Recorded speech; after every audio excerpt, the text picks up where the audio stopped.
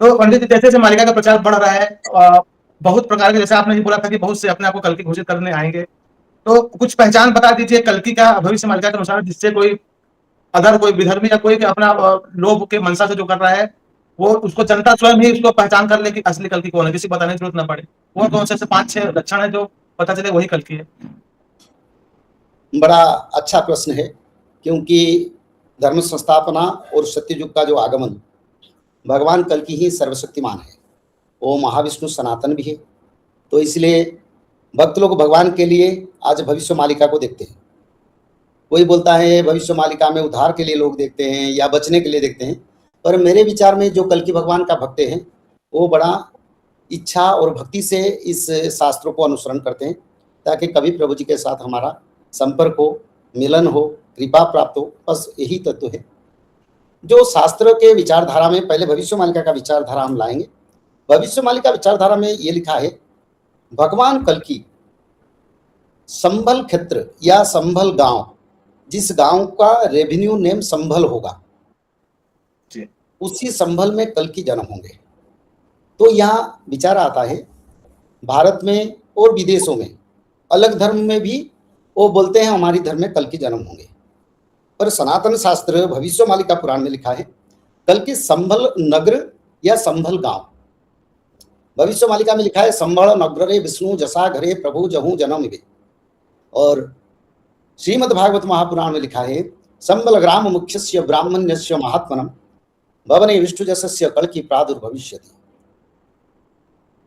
संस्कृत भागवत में ये लिखा है कल्कि संबल नाम के क्षेत्र पर विष्णु जस गान करने वाले ब्राह्मण के घर में कल्कि अवतार होंगे। भविष्य मालिका भी वही बोलता है संबल नाम के एक नगर है, यानी शहर है, सिटी है, जिस पर कल्कि जन्म होंगे।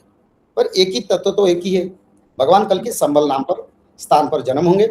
जिस स्थान के साथ संभल जुड़ा नहीं, उसके विचारधारा में अगर कोई भी अपने आप के विचार में बोलते हैं हम ठाकुर जी या कल्कि अवतार, तो शास्त्र इसको नाकार करता है और शास्त्र में इसका लिखा नहीं है।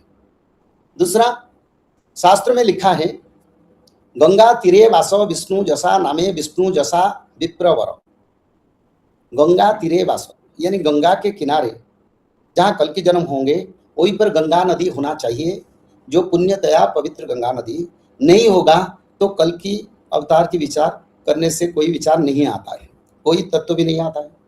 और एक ब्राह्मण के घर में गंगा तीरे वासो विष्णु जसा नामे विष्णु जसा विप्रवर, ये भविष्य मालिका में लिखा है। विष्णु जसा विप्र यानी वेदाध्ययन भवेत विप्र, कोई शास्त्रज्ञ वेद अध्ययन या कोई ज्ञानी जो शास्त्र में अगाध पांडित्य है, उसी जैसे ब्राह्मण के घर में कल्कि जन्म होंगे। ब्राह्मण कुल को छोड़ के दूसरा कुल में कल्कि अवतार होने के लिए शास्त्र में लिखा नहीं।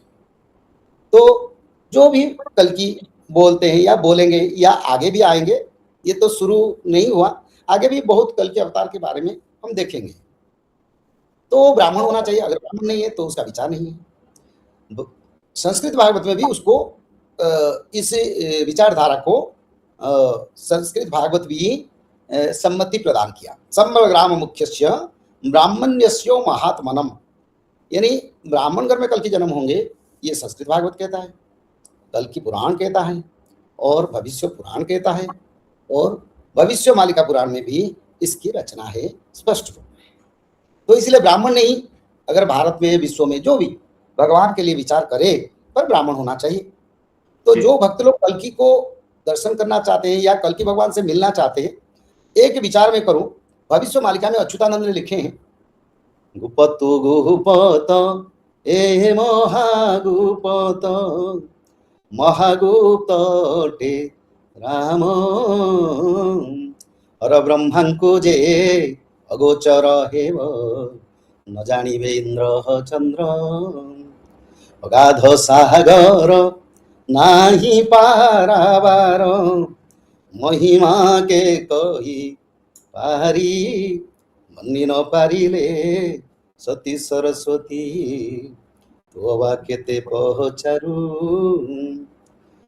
तो भविष्य मालिका में लिखा है भगवान कल्कि बड़ा गुप्त तत्व है।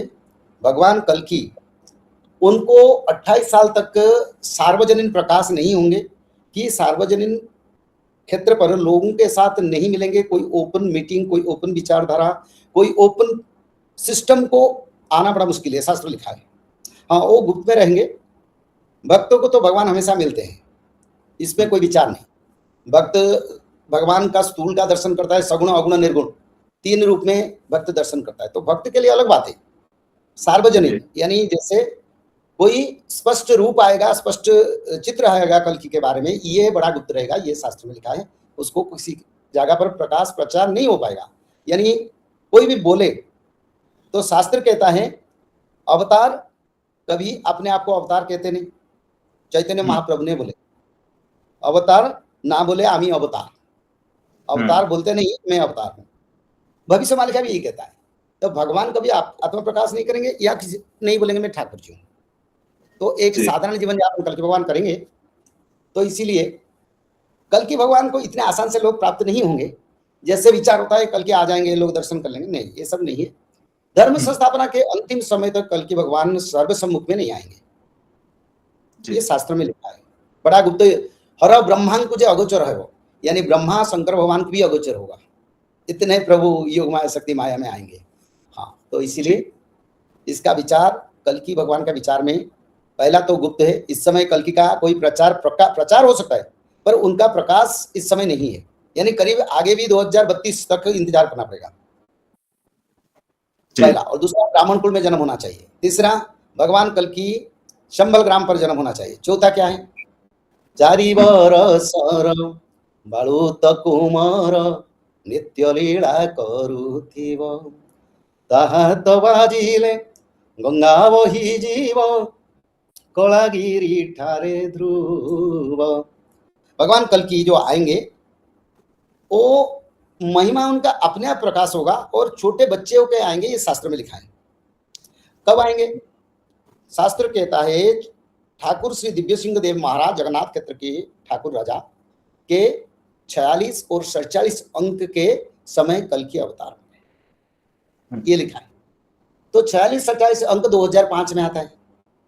तो 2005 के बाद 2006 हो सकता है, 7 हो सकता है, 2008 हो सकता है, 2010 भी हो सकता है, 15 भी हो सकता है, पर उसका बाद कल के जन्म होंगे, ये शास्त्र में लिखा है।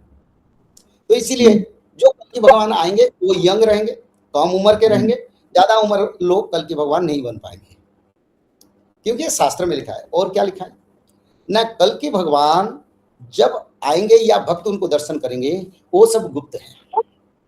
तो इसलिए संबल क्षेत्र को हम प्राधान्यता देते हैं कल की भगवान। तो उसी आधारित तत्व में भारत में, विश्व में जो भी आगे भी बहुत भगवान कल की गांव-गांव में होंगे। ये कुछ शुरू नहीं हुआ, बहुत होंगे। ऐसे महिला लोग भी बोलेंगे हम कल की, महिला भी बोलेंगे हम कल की। पर ये इतना होगा, उसमें विचार करके कोई बात नहीं। हम देखो, तुम भी इंतजार करते हो समय को, हम भी इंतजार करते हैं। समय होने से बिल्कुल उनकी प्रकाश होगा, पर उसी से पहले हम धर्म प्रचार करें, धर्म रक्षा करें, मानव का कल्याण करें, भक्तों का उद्धार करें। और जो भक्त लोगों के लिए शास्त्र लिखा है वो भक्तों के पास ये तत्व पहुंचे, ये सबसे बड़ा हमारा प्रयास होना चाहिए।